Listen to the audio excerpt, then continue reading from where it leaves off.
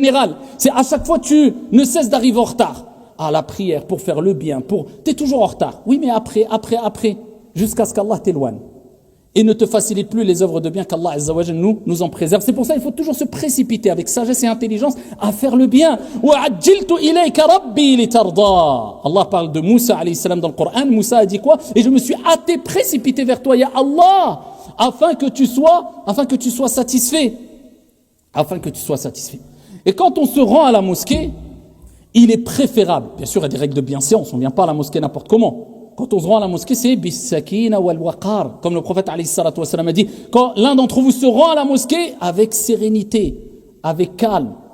C'est pas à 200 à l'heure avec sa voiture ou avec son quad ou sa moto ou je ne sais quoi encore, ou en courant. Non, bis-sakina wal-waqar, avec modestie, humilité, avec sérénité. Et il dit, ici il rattrapera ce qu'il a raté. Tu rentres dans la prière sans te précipiter, tu pries. Voilà, tu rattraperas ce que tu as raté avec l'imam. D'accord? Et parmi les règles de bienséance aussi, c'est quoi? C'est de faire les ablutions à la maison.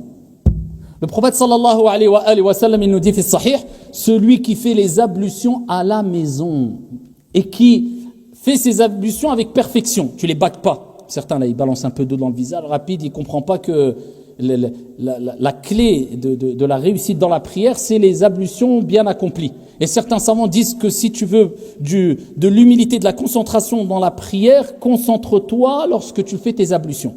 C'est la porte d'entrée à al-khushu'. Qad aflaha al-mu'minuna alladhina fi salatihim khashi'un. On réussit les croyants qui sont humbles, concentrés dans leur prière. Ça passe par al-wudu, les ablutions. Les faire bien correctement. Le prophète, il dit, celui qui fait bien ses ablutions à la maison, ensuite il sera à la mosquée, pour chaque pas, un pas, il aura quoi? Un péché enlevé, un autre pas, Allah l'élèvera d'un degré.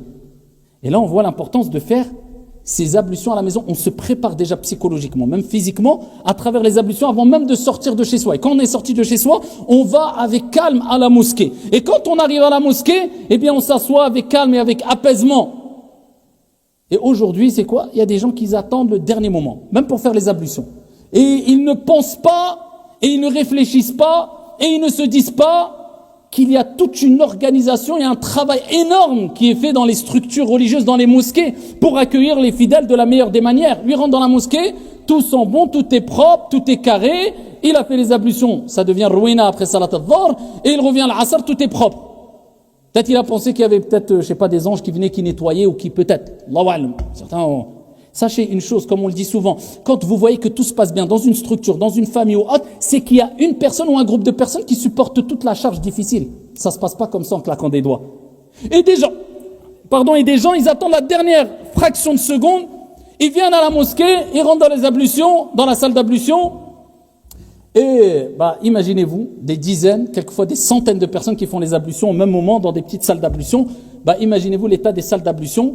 Akramakumullah, pour pas vous dire des toilettes, quelquefois, parce que quelquefois je vous dis il y a des comportements, excusez-moi de vous le dire, mais il faut dire les choses comme ils sont. C'est rare, mais quelquefois il y a des comportements dans les toilettes. J'ai l'impression que ça relève de la psychiatrie. On va pas vous faire de dessin. Quand on a vu des choses ici par expérience pendant des années, hadith wala haraj wallahu al-musta'an. Bref, je sais pas. Franchement, ça relève de la psychiatrie. En toute honnêteté, je pense. En tout cas, pourquoi vous attendez pour certains qui peuvent faire les ablutions chez eux? Je parle pas de celui qui n'a. Il était au travail, il était dehors, il n'a pas le choix, il vient, il fait les ablutions, il a perdu ses ablutions, il n'y a pas de mal. Mais les gens qui ont le choix, fais les ablutions chez toi. Et viens et prends la récompense complète. Et ça allègera le travail pour celles et ceux qui nettoient les salles d'ablution 5 fois par jour, tous les jours. C'est pas facile, c'est des lieux qui reçoivent du public. Donc pensez à ça.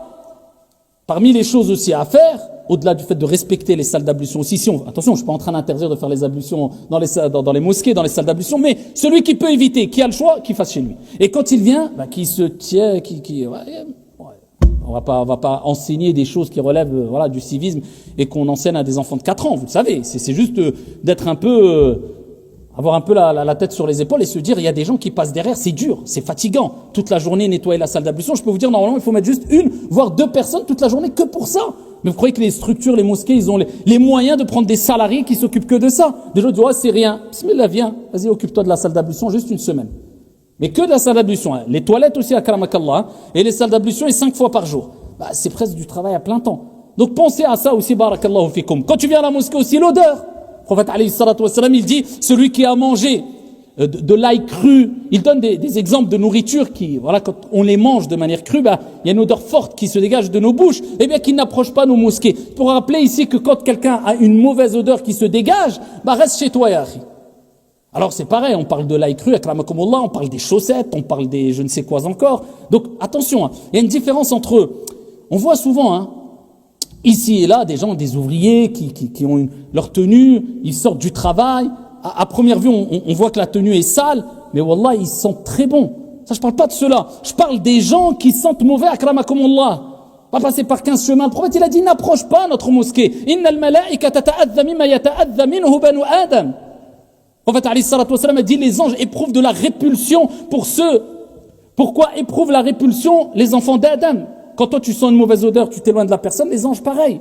Donc, quand tu sais que tu sens mauvais, akramakallah, tes chaussettes sentent mauvais, soit reste chez toi, soit tire tes chaussettes, soit reste propre, ou soit, voilà, prends du musc avec toi, fais quelque chose. Voilà, c'est de l'entretien, c'est le prophète, alayhi salatu wassalam, qui l'a dit, attention, ce n'est pas à prendre à la légère. Le prophète, alayhi salatu wassalam, a ordonné qu'on nettoie les mosquées, qu'on parfume, on encense les mosquées.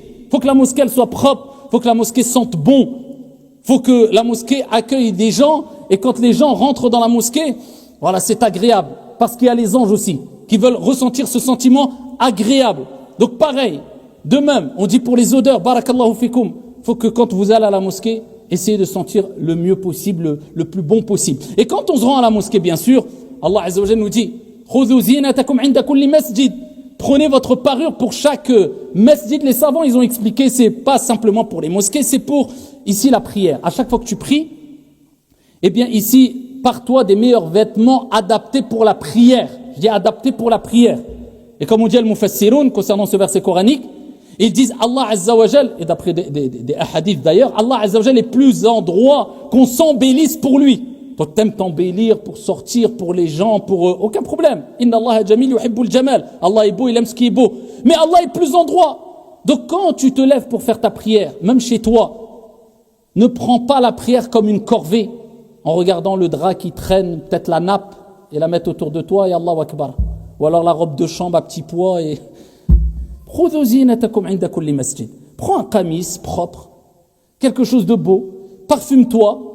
Et il est rapporté que, oh combien de femmes, à l'époque des salafs, ils choisissaient leurs plus beaux vêtements, ils le réservaient que pour la prière. Oh combien d'hommes agissaient ainsi aussi.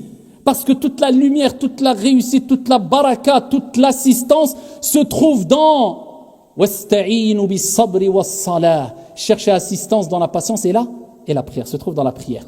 Accomplis ta prière posément, c'est pas une corvée, tu n'as pas compris.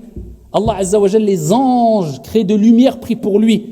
Donc tu n'es pas un ange, mais au moins un peu de tenue lorsque tu pries. Et quand tu te rends à la mosquée, bien sûr, on sait très bien que c'est compliqué. Tout le monde n'est pas en qamis, tout le monde n'a pas un qamis pour prier, etc. Ça ne veut pas dire que c'est interdit de prier avec autre qu'un qamis. Simplement, les règles, il ne faut pas que voilà la aura se dénude, etc. Et surtout dans les périodes d'été, comme on le dit souvent, attention les jeunes, qui quelquefois, quand ils prient, eh bien ils se prosternent. Je fais pas de dessin. Et quand ils s'agenouillent, quand ils sont assis, je fais pas de dessin. La aura, elle se découvre. Un peu de retenue, un peu de pudeur. Surtout quand on accomplit ici nos prières. Et parmi les choses à retenir aussi, c'est qu'il ne faut pas être les profiteurs des mosquées. Il y a des gens, c'est les profiteurs des mosquées. Il faut être utile. Soit financièrement, soit physiquement. Soit les deux. Et si tu peux être les deux, t'as tout gagné. Mais il y a des gens, ni financièrement,